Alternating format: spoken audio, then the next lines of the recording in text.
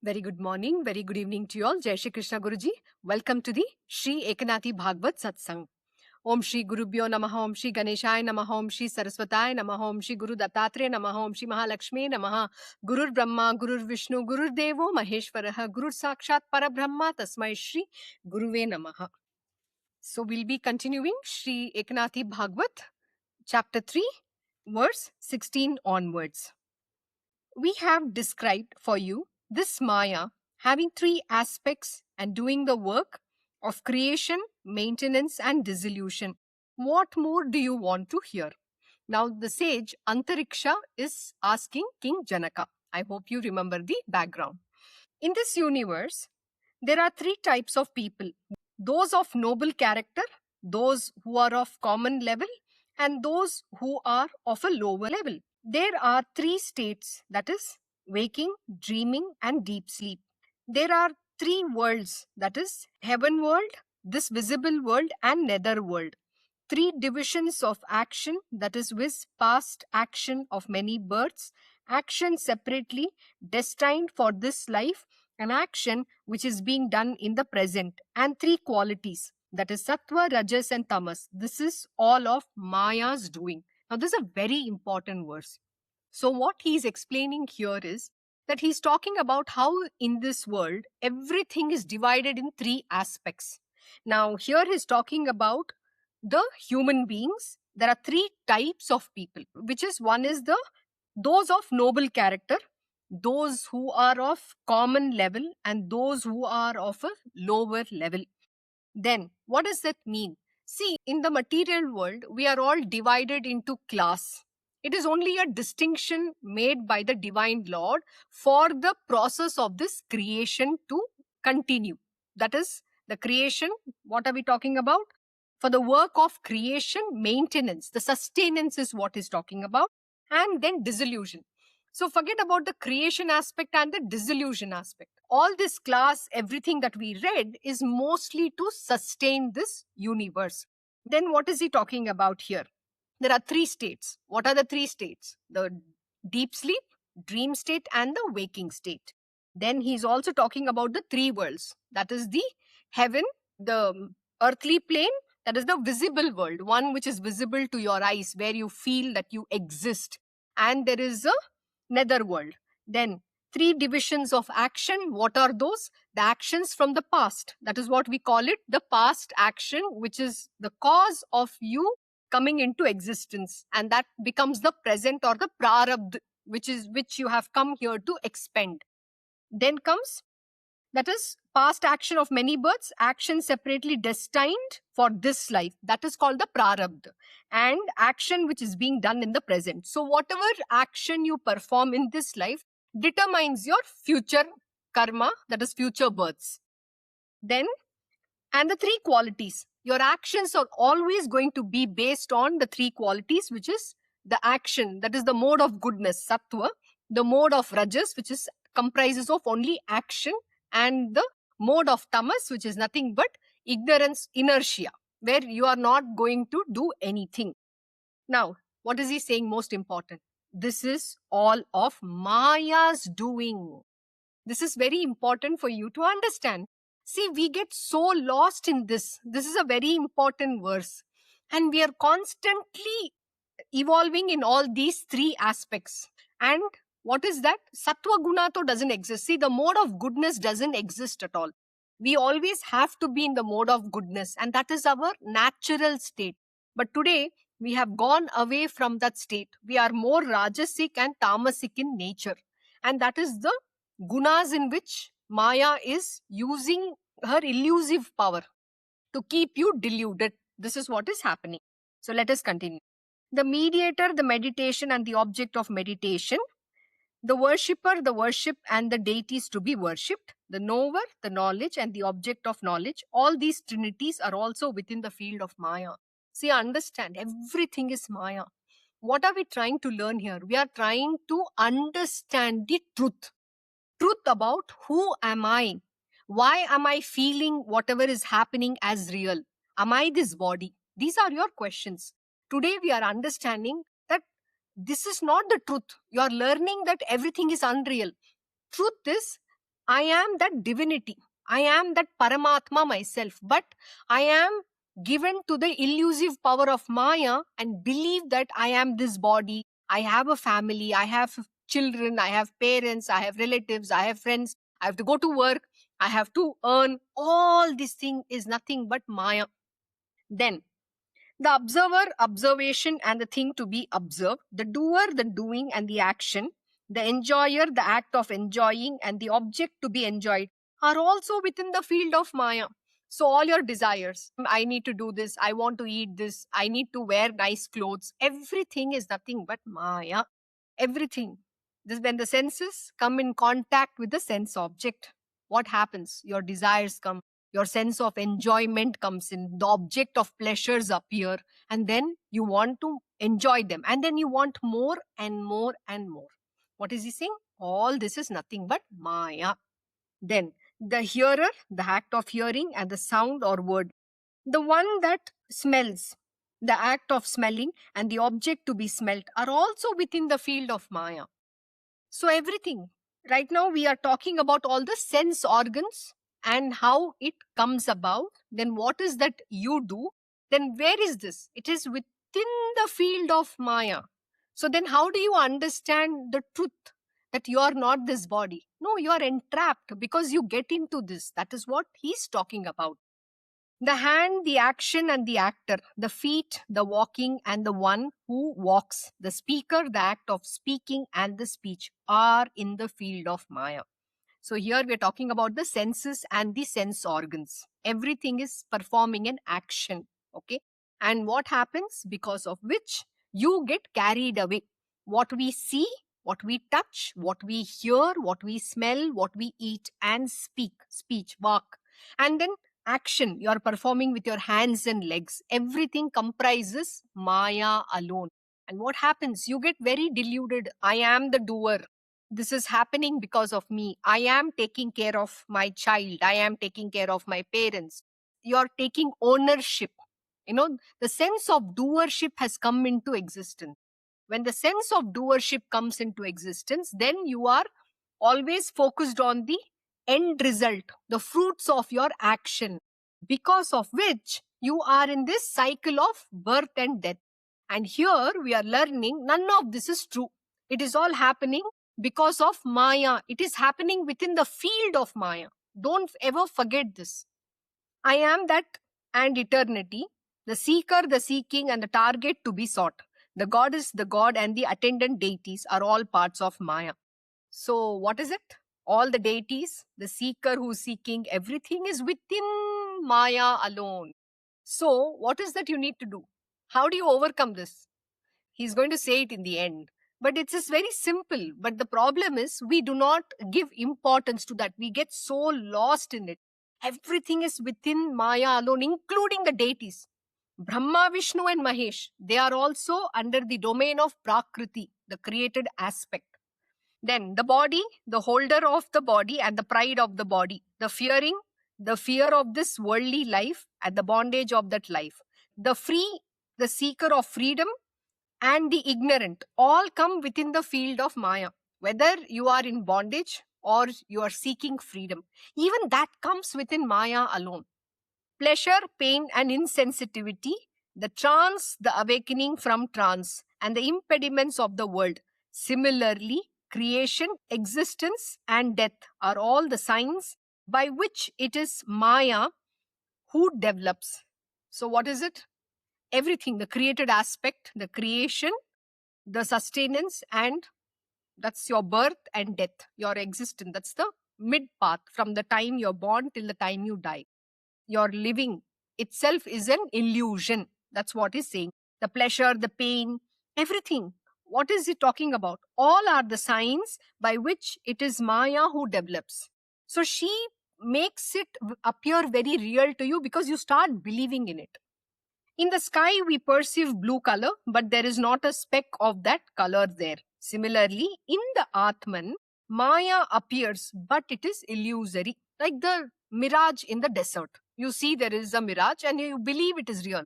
But when you go near, you realize none of that is true. So that's an illusion.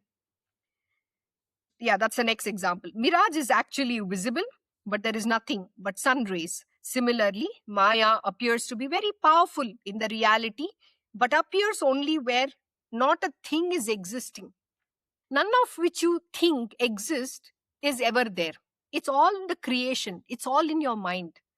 Then, Maya is really unreal, but it seems to be actively forceful because of our imagination. If we try to destroy her, there is nothing to be destroyed. You know how difficult this is for you to understand? Because you think your existence is so real. There is challenges, difficulties, there is pain, there is pleasure, there is happiness, there is sadness. We go through these contrary experiences constantly. Why? Because of your imagination. When does this actually come into existence? The moment you open your eyes to the world. When the child is born, the moment the child opens the eyes and starts crying, and that's it. And then what happens? What appears? The objects appear. So similarly, it's all in your mind. You know, if you believe very strongly that you are this body, you have family, you have attachment, then that reality, Maya, makes it happen. Why? Because it's your imagination. That's your faith. It's so firm that nobody can, remove it out of your system. Even Lord Sri Krishna Bhagwan comes and stands in front of you and tells you, you are not this body. You are not going to believe it because that's the firmness of your imagination. You have believed this unreal world as reality. That is what is being told. Then, but by the shining of name and form, she has confused even the gods, including Brahma, and the three worlds appear falsely to be bound by the formation of various three factors, which we already learned in the beginning. For example, when there is a lamp lit, there is shadow of each object.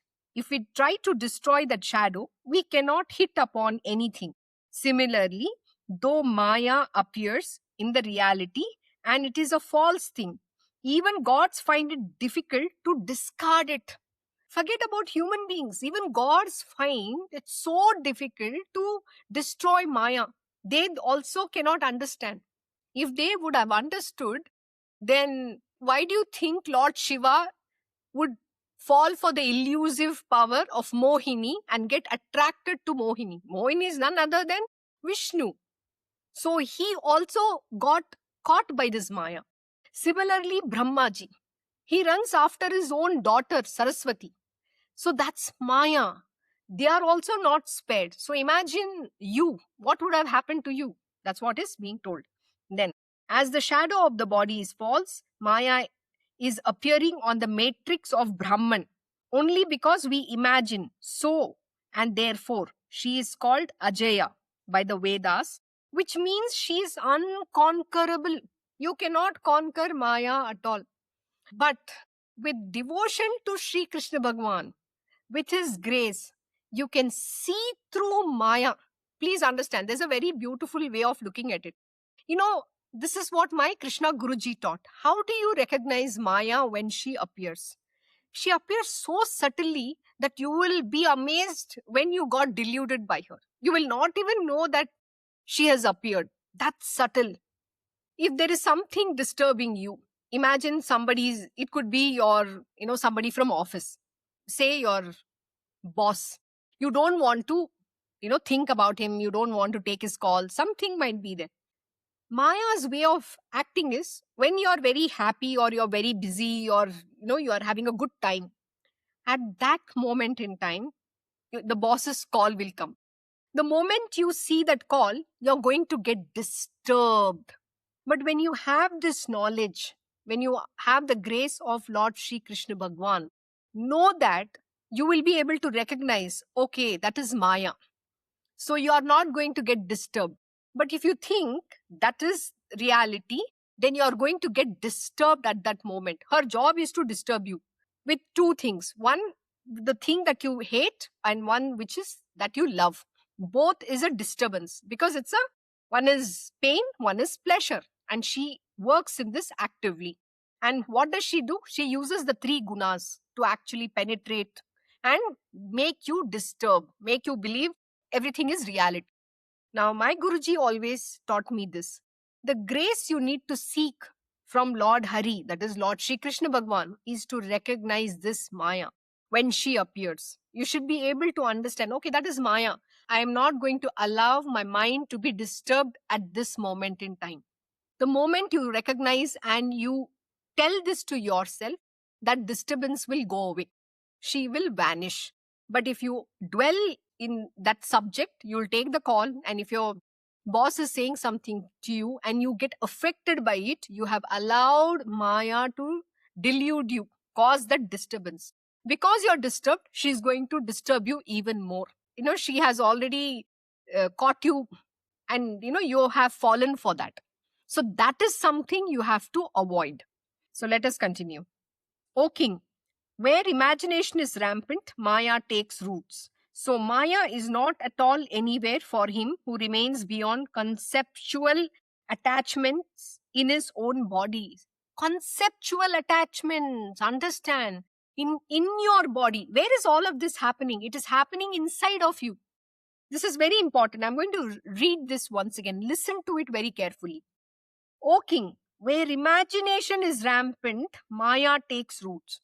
So what happens if you're thinking about, oh, my boss has called. He's going to, give, next week I have a review. He's going to give me a bad rating because he doesn't like me. Now, who's imagining all these things? It's your mind, and that is Maya at play. And so you are imagining everything fearful. Oh, what if I lose my job? What is going to happen to my EMI? I have 2 children. They have to go to school. I have to pay their fees. I have my old parents. I have to take care of them. Blah, blah, blah, blah. It's constantly going on. Maya is at play. That's called imagination. That imagination is what causing you this misery.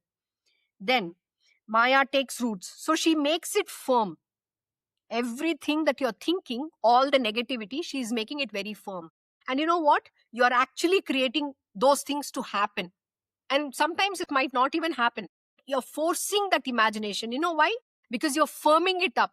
That's what she said, right? What is she saying here? Maya takes roots. Means what? You're firming that within you, the thought, so those things might happen. And then what you'll believe? Oh, this happened to me. So Maya became a reality in your life. And who has made it happen? You have made it happen. So it is in your hands. So my Krishna Guruji will always teach. The spiritual knowledge is we should never think anything negative. That is why you have to always have good thoughts, positively. Think everything positively. Why are you thinking negative? Oh, something bad is going to happen. Why don't you think all the good things is going to happen? You have to always be in the sattva guna. The mode of goodness has to always be there. That is why you have to say good things. Think good, speak good, see good, hear good, listen, everything, all good stuff. Do not think anything negative at all, because you are going to make it happen. It is not somebody else is responsible. You are responsible for your own miseries. Understand this. Then, so Maya is not at all anywhere for him who remains beyond conceptual attachments in his own body. So what is it you have to do? Oh, next week the review is going to come. So what is the best thing for you to do? I surrender. Let me see what happens. Whatever God wills will happen. So if you become neutral, then nothing is going to affect you. She's not going to disturb you, which means what? You will remain beyond the conceptual attachment. So whatever you're imagining, you're thinking, you're creating a vision in your mind, none of this thing is going to happen. So what we have been taught in Bhagavad Gita, Krishna Bhagwan says, do not bother about the fruits of action. Your job is to perform action alone. Means you have to do your job. Don't bother what is going to come about. If you have to lose a job, you will lose the job. But God will always give you something better. Everything happens for the good alone. So this is what you have to understand. So why bother and dwell on a subject which is going to bind you? You're going to go into the cage of yours and you're never going to become free. So we have been taught to be neutral, not bother about anything. Whatever has to happen, let it happen. Surrender to the will of the divine Lord. When you have this attitude, then nothing is going to affect you. So we have described, O king, whatever men imagine is Maya. So there is no simile to describe her more accurately. So whatever you're imagining, that is Maya. So there is no simile, means you cannot compare her to something and say this is Maya. You can't point it out like that. It is all your imaginations. Understand, this is a very powerful lesson. If even little bit you are able to understand and apply it in your life, you will be free. Free from all the things, free from all miseries, free from all attachments and bondage. We have described Maya with her many signs. Now, what would you like to hear in addition? So, what is he saying? What is he saying? He's telling that he has described Maya in many signs. The signs is what is given, how you can recognize her. But you cannot pinpoint, this is Maya. Hearing that Maya is very fearsome and she is really most difficult to go beyond, the king, the sages doing the sacrifice, the Brahmins and other people in that congregation were afraid. Yes, naturally, if anyone who is going to listen to this is going to be afraid, because she is not spared even, she doesn't spare even the deities, that is Brahma, Vishnu and Mahesh. Nobody is spared. So obviously all of them are going to be afraid of her. You know why? It is Lord's Maya. It's actually very sweet. When you have devotion to Lord Shri Krishna Bhagwan, Maya will not trouble you. But first you have to learn that. Then, they brooded over the statements that Maya is unconquerable. Men of knowledge cannot conquer her. She is not possible to be discarded even by gods like Brahma. So why talk of others? Absolutely right. Maya has even controlled Shiva and brought him to the limited state of Jiva. The king thought it better to ask, what is the easy way for common man to go beyond Maya? That's the right question. How do we now go beyond Maya so that we can become free? That's the question. So with faith and respect, the king asked the rishis, what is the way for common people to discard this Maya in any easy manner? See, if Maya is so complicated, today human beings don't have the capacity to go through any tough process. We want everything easy. So here also, the king is asking, what is the way for common people to discard Maya, this Maya, in any easy manner? How can we easily get over it? That is what he's asking. So let us go further. So let's continue. Sri Eknathi Bhagwat, chapter 3, verse 17. The king said, "Oh, the sage of high rank, please tell me how this Maya is conquered easily by simple-minded persons, though she is difficult for men of no self-control to go beyond." Yeah, the king knows this. The men don't have any self-control at all. So how can then, in this case, we go beyond in simple manner? Tell us. That is what he's asking. The king was amused to hear that Maya is unconquerable, and though she is not real, she is able to trouble the person who is identified with his or her body. He asked, "It is well established in the books of Shastras that Maya is unsurpassable. But tell me about some sure way by which ordinary people can escape from her." How can a mere mortal escape from this Maya, powerful Maya? There are many people who have not been able to control their mind, but they have a desire to go beyond this worldly existence. Please tell me an easy way for them to surpass this Maya. That's very true. People cannot control their mind. But what is the easy way out? They have the desire to go beyond it, but how will they go? What is the method? What is the easiest possible method?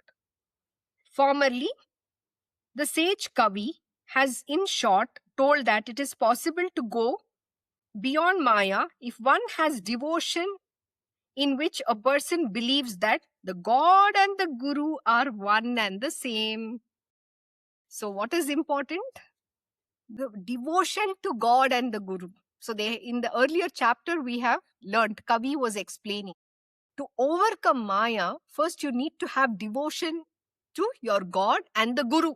Guru is a very important entity here. Till you don't have faith and patience, faith and bhakti to the Guru, you cannot get over Maya at all. And most important, here he's made a very interesting comment. What is that? God and Guru are one. You cannot differentiate them. Guru is the doorway to God. Then, the main reason of asking this is to know the exact and clear nature of that devotion and to know the easy way to go beyond Maya. In order to clearly explain the easy way to go beyond Maya, Prabuddha, the intelligent younger brother of sage Antariksha, started to talk. Now it's a different sage who is the younger brother of Antariksha.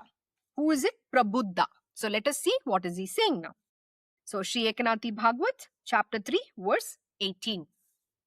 One must observe how human beings living as couples, as husband and wife, striving to remove misery and gain happiness, obtain only contrary results, though through whatever actions they start to do. This is very, very interesting. So let us understand now in detail. He who is Prabuddha, which means who is awakened and wise, can only know how to pass beyond the Maya. Those who are so awakened go beyond the Maya without actually swimming or wading. Now he's talking about one who is awakened. Awakened by what?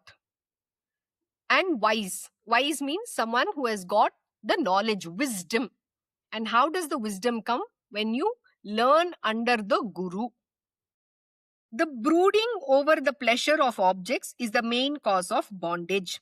Therefore, he who drops the preoccupation with objects is the really awakened and a man of wisdom. I am going to explain this fact now. Please listen.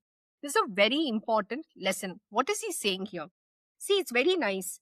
The brooding over the pleasures of objects. So what does a man do? He runs after the pleasures of objects constantly. What are the three things he runs after? People, places, and things, which is body, that is body and bodily associations. Your relatives, friends, my husband, my wife. We have started with a husband. This lesson is going to be very, very interesting. Be ready for it. You're running after people, which is my family, my husband, my wife, my children, my office, my whatever, all the people in the world who are associated with you as the body. Then comes places. Where you live matters, how you live matters, what you have matters. That is the next thing, which are things, the possessions of your life. You're constantly running with these three things in your life. There is no way to be redeemed by it. So what is he saying here? First is the brooding over the pleasures of objects has to be dropped. And that is the main cause of bondage. See, we start enjoying. We are not understanding that everything is transient in our world. Nothing is permanent. But yet we want to possess. I want to have a good house. I want to have a big car. I want to, earn good name in the society. I want people to praise me. Even that is still brooding over the pleasures of sense objects. You want to wear nice clothes. You want people to say you look very good. You look young. And this is such a false thing. We want false acknowledgements. Everything which is unreal, which is very temporary. It's transient in nature. But this is what you forget. You don't understand. Then, therefore, he who drops the preoccupation with objects is really awakened. So first, what should you do? First step is you have to drop the preoccupation with these objects. And then you will become awakened. Then you will understand, oh my God, everything is transient. There is nothing in that. And you will become a man of wisdom. I'm going to explain this fact now. Please listen. I'll give you a very simple example. It's last year in July when I had my brain hemorrhage. And I was in bed, for many months. At that time, the first thing that thought came, and I wondered, why do I need saris? Why do I need certain things in life? I don't want. The doctor told me that I cannot drive. So we sold my car. Now I'm dependent. So at that time I wondered, what is the point in having a fancy car? Why do we need it? What is the point? There's no use. In one moment I was going in the car. I used to drive. I was running around. I was doing too many things. And the next moment I was in my bed. I had seen death very closely. And I know what it means to be so close to death.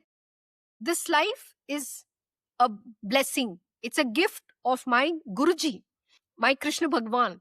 And I'm living every moment of my life today being lost in him. Everything feels like, why do I need this? But when I bought it, that want was there. There was a desire. But today I don't have it. So that is called, what is he saying? You drop brooding over the pleasures of the sense objects. Then most important, first you start questioning, you reason out, and then you will feel completely dispassionate about those objects. You will become detached. But you have to understand this truth. And then I was feeling, why do I need those saris? Today I can't wear them. Do you know? But it is not something I want today. Or I cannot even say I don't want. I always believe it is will of the God. If God wants to give me, he will give me. If he doesn't want, he will take it away. But this acceptance of living in the present moment is very important. You don't have to run behind it. So my Guruji will always say, what comes to you naturally is what you have to accept. Don't run after the sense object. If God wants to give you something, he will give you on his own. You don't have to brood over it. This is the first thing I learned. And then I realized the value of everything. Living with people in goodness, in love. See, we always carry about a lot of bitterness, from our past. Those things come to haunt us. It haunts everybody. When I was in that state, there are a lot of things which was haunting me. So I had to learn to let go, forgive certain things in my life, forgive few people, let go a lot of bitterness. Because I realized there is no point in carrying it. You know why? Because God has given this life so that we can be good, spread love, give love to everybody, and do good in this world. What is the point in being bitter all your life? Yes, first is acceptance that this was meant to be because of my past karmas. Why did I suffer through all of those with people, places, and things? Because of my past karma. This knowledge is called the awakened, a man of wisdom. So you will be awakened with that understanding. The moment you get that understanding, then you're not going to be upset about anything. You will accept that everything is happening by the will of God. But that is what you have to go through inside. Please understand, we have two epics in our Sanatan Dharma. One is Mahabharata war and one is Ramayana. Both have happened, but they are happening within you. There is nothing outside of you. The war which you fight within, to overcome all the bitterness, the attachments, that is Mahabharata, which is happening inside of you. And that when you understand and when you surrender to the divine Lord, that is when the wisdom comes to you. And then you will be the best version of yourself. You don't have to compare to anybody. God has made you very beautiful, whoever you are, the qualities, the skills that you have got. It's unique to you. Accept who you truly are. Don't try to become someone else.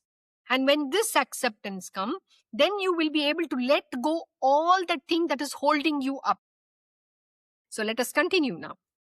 One cannot go beyond Maya if one is merged in thinking about the object of senses and is not free of desires. So, in order to develop desirelessness, the mundane objects and their influence on mind is castigated and deplored.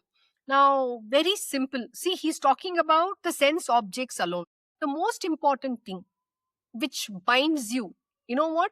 Desires for objects of enjoyment. You're constantly desirous. I wish I had my life like this. I wish I would have lived somewhere else. I wish I had a big house. I wish I would have married this person, not the husband that I have. I wish I had a better parents. We always wish for better things. But can you accept who you are? One of the most important thing today, why we are suffering, let me tell you. See, the challenge with every individual is they do not accept who they are, the body that have got, the people that are associated with the body. They cannot even accept the place of their birth and their root and the things that they have. They're always thinking about, oh, that person has that. I wish I could have had that. This is a common thing in every individual. There are always desires of someone else's life. But why don't you realize that you can't live that individual's life, nor that person can live your life? You're always thinking about what other person has. But why are you not happy with what you have? God has made you perfect. And at that moment in time, I realized, see, today I have a diplopia. You might think I'm normal, but I have a double vision. I can see two things. But you know what? It is Krishna Bhagwan's grace, my Guruji's grace. He said, you read. I'm closing one eye and I'm reading. My vision will come back. I have this faith. I mean, I have the vision. The defect, the diplopia will go away. And I will be able to perfectly see. But if I don't put the effort, and if I don't have this conviction in my God and my Guru, how will I be able to go ahead? I can keep sitting all my life. My Guruji will say, don't keep thinking that you are lachari, becha. I mean, he'll say, oh, I am crippled or I'm incapable. Don't think you're bedridden. Don't think, don't think like that. So what did we say? It's your imagination where the Maya takes roots. So if you believe you can't see, you cannot read, you can't do this, you're going to become that. So he'll say, yes, you will become all right. Have that faith. Invoke the God within you. Give the power and believe that everything is possible. Then you will be able to get out of it. So he made his universe make me to start getting out of it. Whatever time it'll take. But I have to have the conviction that I am going to be fine. I have to put my effort. If I don't put effort, then things will not work. This is very simple example. So today I'm excited. Yeah, I get very anxious before, doing the satsang, but I look forward to it. I've started today. Earlier I used to do 5 days, but today I'm just began. But I will be able to get there someday in life when it has to be. It will happen. But it all begins with I. I have to overcome. There is nobody outside who can do it for me. Understand this. So you have to overcome whatever the difficulties you might have. It is only in the mind. So I'll give you a very interesting example. Whatever that you think, see, there's also placebo effect and there is nocebo effect. Nocebo means what? It is something that you believe you are sick, or it's a negative aspect of a placebo effect. Placebo is like my Guruji's mother. She used to have headaches. Okay, it's an example I'm giving you. And my Guruji will give her vitamin C tablet and say, okay, you eat this, you will be fine. Just that firmness with which he will give her, she'll say after taking a vitamin C tablet that, oh, my headache is gone. You're such a good, you should be a doctor. You know how to treat. But what was that? It was just a vitamin C tablet. There's nothing at all. So it's all in the mind. The pain is in the mind. Everything is in the mind. The doctor told my Guruji that she has only 24 hours. She's not going to be alive. So if anybody would have been in that place, would have panicked, would have, told, oh yeah, they would have put me in an ICU, all sorts of things would have happened. I wouldn't have survived. But you know what my Guruji did? He did not tell anybody in that moment in time. He just kept it to himself. For the next 3 months, I did not even know very clearly what had happened to me. That is the truth. But today I am aware of it. And at that moment in time, he just kept quiet and he only sent the report to my other doctor in Bangalore. And, then after 3 days, that's what my doctor told, that after 72 hours, then we have to do another MRI. But then, what is the firmness with which he said, no, she will be she'll be there. His grace was there. His strength was there. And that 8 hours when I was not able to open my eyes, he said, after the 8 hours, he said, Rajma, wake up. I want you to wake up and stand. Go to the bathroom. Go by yourself. I couldn't open my eyes. I was struggling. I could not even open my eyes. Imagine, in 8 hours of darkness, something is happening. There's a tornado inside. I don't even know what it is. I can't open my eyes. That was that moment. It was very touch and go. But I'm very grateful for that experience, because that is what has made me realize a lot of things. This transformation was so much needed, because we get so carried away by running around with objects. We are not happy with the life we have. So we have to make our life very beautiful. You know, what is the greatest thing? There's a saying, which goes, health is wealth. That is the biggest wealth that you have, to be healthy and hale and hearty. None of these objects, sense objects, will ever give you anything. It's all momentary pleasure. But this wisdom, this understanding gives you the pleasure inside. The joy, that goodness, that happiness, it's priceless.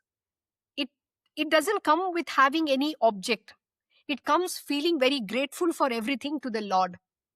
You will be thanking for everything that you have to the Lord every moment of your life. That is what has happened to me. Last 1 year, I'm only thanking and asking for pardon for all my misdemeanors that I might have done knowingly or unknowingly to my God and my Guru. I am very grateful for every moment of this life. Every day, I only thank God. That is what will happen. So give up these objects that you desire. It's not worth it at all. I am explaining so much because I want you to really understand. It is not relevant to run behind your desires. Give up these desires. The objects of senses are really temporary, but people think that there is highest pleasure in them. But that pleasure is itself painful. This Maya is mainly troublesome because of people's desire for woman. What are we coming to now? Lust and greed, as Ramakrishna Paramahamsaji tells. Give up the desire for Kamini and Kanchan, which is nothing but women and gold.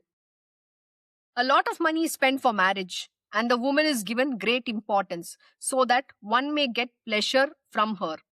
But she creates many troubles and pains.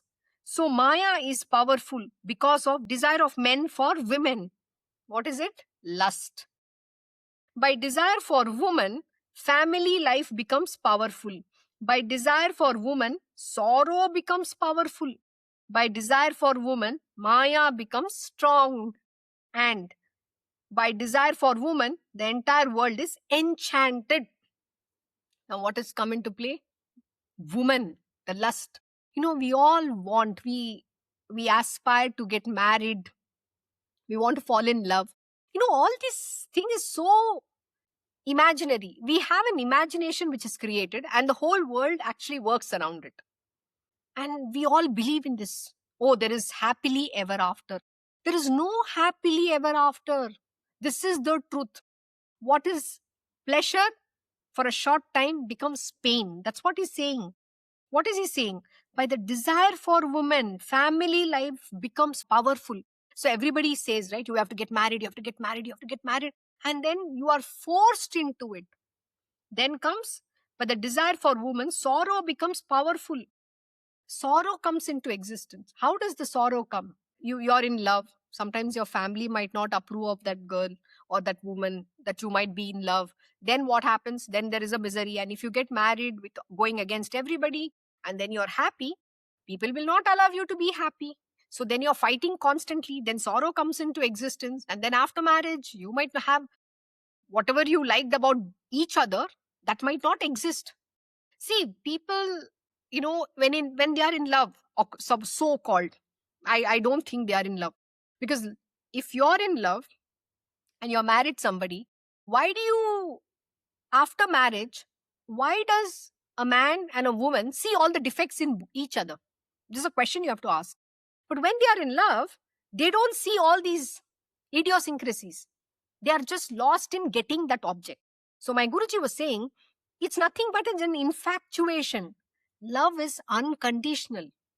You have to love for the person. You have to just love because you're in love, which is unconditional. You're not going to look at the person's idiosyncrasies. Everybody has it. But why does it become very obvious? And then the couple starts fighting over smallest of the things. Oh, you did this, you didn't do this, you didn't give me roses. There are no hearts and roses. Then that doesn't exist. But if you want the hearts and roses, why don't you give? It's all about expectation. Then you're expecting something, he's expecting something, both of them, there's no collaboration. Marriage is an institution. You have to make it very beautiful. Why was this institution made? So that the procreation can happen. That is what he's going to drive on. It was not for lust. Understand. The woman's was made so that she could be a her contribution mainly is to procreate. And when you start a family, a man's job was to go and earn the money for the family. It's an institution where both have to work together. One is a homemaker and one is going to go and earn a living. So this was the concept. But there was no lust in that. Lust was not there at all. But what happened? Everybody were focused on lust. That is what he's coming to. Then, by desire for woman, sorrow becomes powerful. By desire for woman, Maya becomes strong. And by desire for woman, the entire world is enchanted. When woman is given importance, she increases variety of desires and fulfillments, being ensnared, by which this desire for woman throws man in the ocean of sorrow. I don't think I have to explain. This is so obvious. What happens when she is given, this is very important. When a woman is given importance, she increases variety of desires. So when you praise your girlfriend, your supposedly beloved, and when you're giving her all the importance, her desires are rising more and more and more. Then you might ask her, what do you want? She'll say, oh, I want this, I want a house, I want a yacht, I want a fancy holiday, I want you to buy a property in Switzerland for me. It grows on, it doesn't come down. Understand, woman itself is a desire. She is full of desires. This is something you need to know. Then, and what happens for the man? Man, by which the desire for woman throws a man in the ocean of sorrow. Because he's constantly running a rat race to fulfill her desires. There's no stop button to her desire. This is the truth you need to understand. Then, the mother who bears the burden of child in her womb for 9 months is treated as unrelated, and the woman is treated as the dearest relative. Desire for woman thus make Maya very powerful. The very important lesson. What is he saying? The mother who bears the burden of child in her womb for 9 months is treated as unrelated. See, the man looks at this woman more as object of lust, not as a mother who is bearing the burden of a child. There's very different way to look at that woman. Then, by desire for woman, men give no importance to the mother who feeds the child, even by taking out a morsel from her own mouth of feeding the child, by giving milk from her breast. And she does all types of nursing of the child. But wife is given tremendous importance in the world because of this desire. How beautiful it is. What is he saying? A woman is looked at more as a lust than as a mother. There's a very beautiful story. I'll say it in very short. There was a monk, a very young monk living in the monastery for many years. So finally, after his several years of penance, he is asked one day to go out in the world to beg for food. So he comes to a house and he knocks at the door. There's a young girl who comes out with food, and she's a teenager. So he's never seen a girl, who's very young. He's seeing her for the first time, and he seems worried. Then her mother comes out and she says, please accept this food. So the young monks looked at the mother and asked, is your daughter sick? She's got swelling on her chest. See, her breasts were, growing. So she was a very young teenager, right? So he has not seen a girl like that. So the mother understood that this monk has never seen a young girl. So then this mother explains to that young monk, saying that, you know what? Those are called breasts, and in the future, when she's married and she has a baby, God has made provisions for the child to be fed with the milk. And at that instance, what is the thought that the monk had? And he doesn't take the food. He leaves the food and he's walking away. So the mother is asking, wait, why are you leaving the food and walking? So the monk says, if God has already programmed well in advance, way ahead in time for a child to be born and to be fed, then why am I coming to beg? God will provide me any which ways. So why should I think I have to go beg for food? That was a very powerful lesson. So what is it being told? that God has already programmed your life. Everything is already put in place. But man thinks he's responsible for his life. He has to go earn. He has to, go do things. He's the one who's taking care of everything. That was a very important lesson. So the monk dropped everything. He says, God has already programmed even the food for me to eat and not go hungry. So why am I going and begging?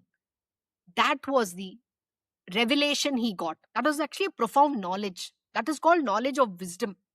He's a wise monk. And that revelation, with that experience and that revelation, he went ahead. So in our life also, we should not get lost. So the family, the woman in your life, you should not look at her as a sex object. Understand, if you are going to create a family, then it is only to procreate, for the creation to go ahead.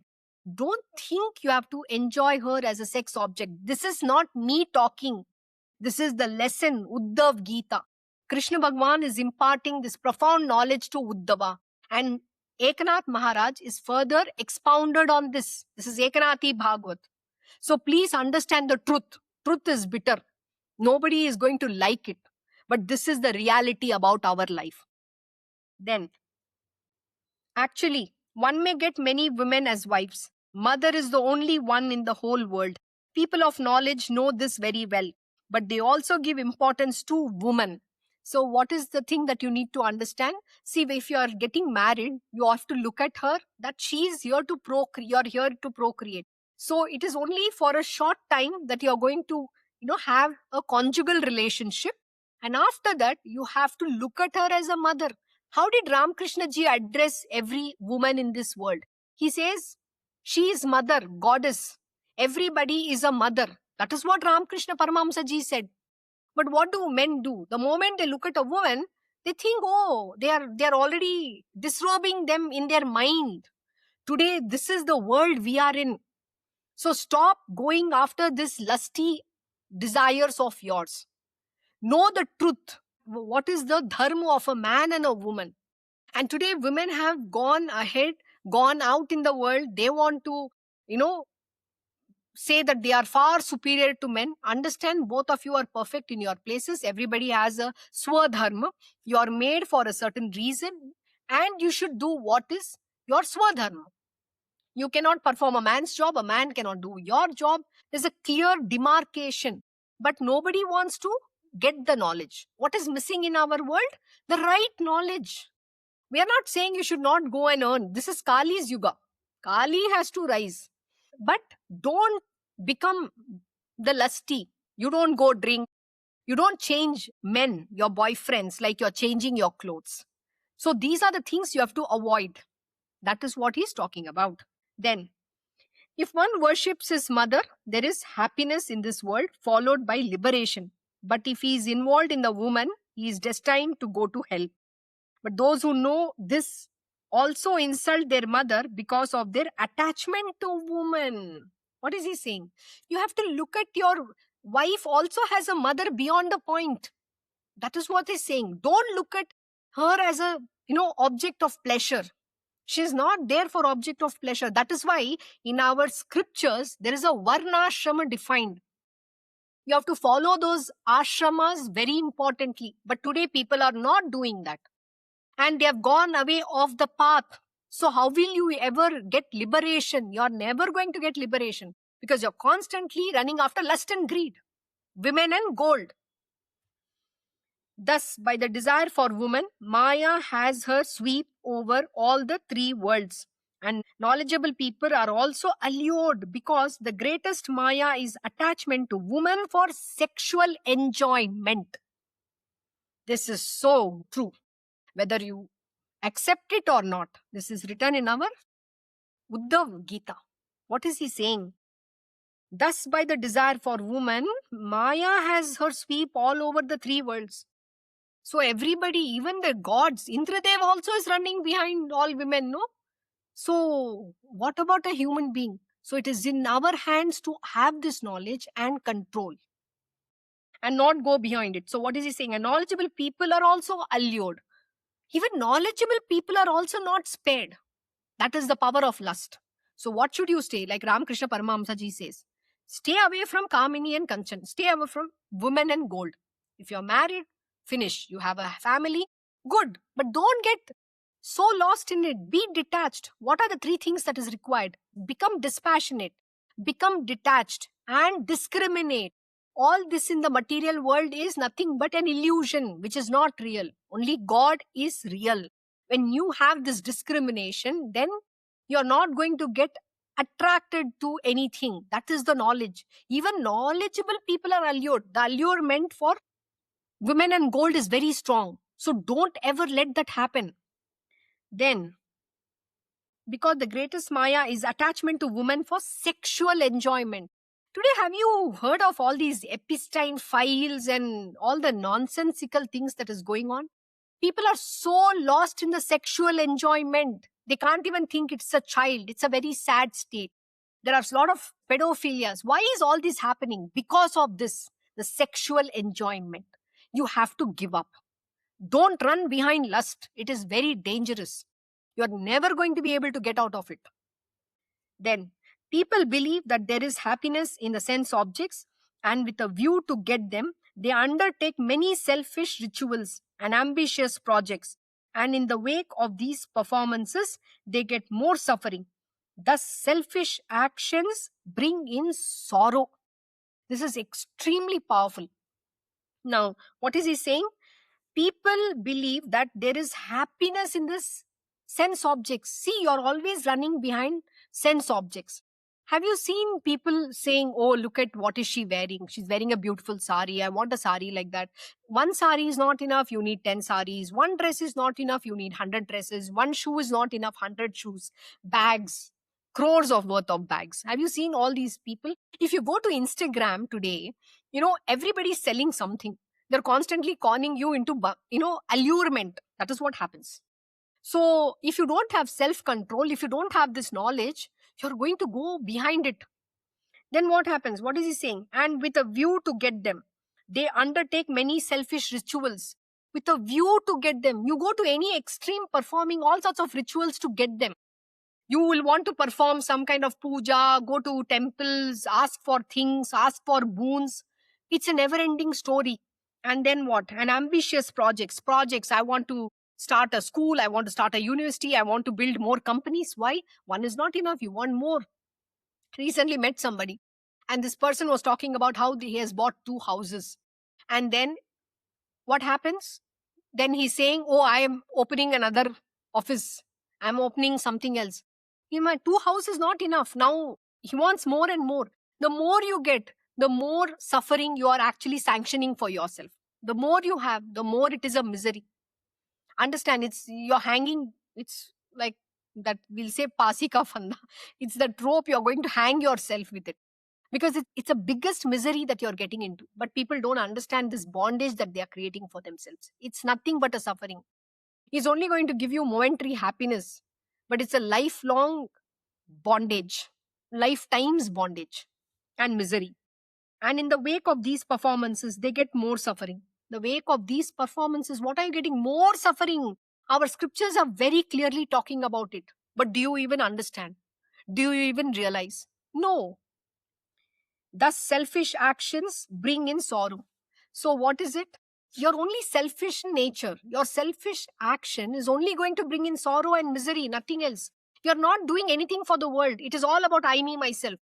I want it for my family. I want it for my children. I want my parents to be happy. This is what we are always thinking about. I want my wife to be happy. And what did he say? The little that you praise the woman and give her, she has her desires. She has opened her Pandora's box. She is going to give her bucket list doesn't, it's like a bottomless pit. It goes on. It's never ending. There is no stop button to it. One after the other, it goes on and on and on. You can never satisfy a woman. Understand this. Including our scriptures have taught this. Mahabharata is a very beautiful, not a story. It is the truth about your life. But we watch it like it's an entertainment. Draupadi, why did Draupadi marry 5 men? Pandavas? Why was that? Have you ever questioned? Krishna Bhagwan says, in her previous birth, she had a desire for having different qualities. So she went and asked God, I want this quality in my husband. I want that and I want that. And all that cannot be given in one person. So she had to marry 5 husbands. So do you see this desire? And do you think a woman is ever happy? Because she, in her mind, is dreaming something else. She's never happy with the person whom she has married. And so her desires are never going to be fulfilled. And then what does she do? She goes into getting satisfaction by buying sensual objects. Objects of pleasure. Oh, I want the handbags, I want perfume, I want this, I want that, I want to go on a fancy holiday. And you know what? She'll take all photos and post on Instagram so that everybody looks at her and admires her and praises her. And they're all jealous of her. But is that truth? No, it's fake. You false portrayal. This is what a woman does. Because of the desire for woman, there is attachment for the house. People take lot of trouble physically for the family life. O king, I will tell you what happens in their efforts. Suppose a wall is washed by water, it is the water which becomes dirty, and hands also get dirty while the wall is also dirty. The joy which a man gets through objects is not happiness at all. Even gods like Brahma cannot be happy through sense objects. Those are really fools and bear only animal bodies who believe that there is happiness in the sense objects. So in the end, what is he saying is, see, understand, he's going to give us in the next verse, he's going to tell us that what happens in the effort to enjoy this sense objects or in the effort to get this sense objects. And most important, he's ending here saying that even Brahma cannot be happy through sense objects. No way. Even Brahmaji cannot be happy. Those are really fools and bear only animal bodies. Who are fools? Which means what? If you're trying to enjoy the sense objects, you cannot. You're only bearing an animal bodies. You are not a human being at all. You cannot be happy ever. You keep enjoying, then what are you sanctioning your future lives to be? He's already telling you in this verse that you're going to possess all the lower level bodies. You're never going to get a human birth. The highest goal of human birth is to attain God realization and serve your purpose of this birth. Swadharma. Swa is yours. Your dharma. You have completely forgotten about it.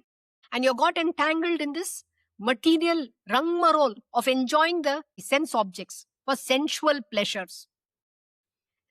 So, then, what is he saying? Even gods like Brahma cannot be happy through sense object. Those are really fools and bear only animal bodies who believe that there is happiness in the sense objects. So those are fools who believe that there is happiness in the sense objects. It is not there.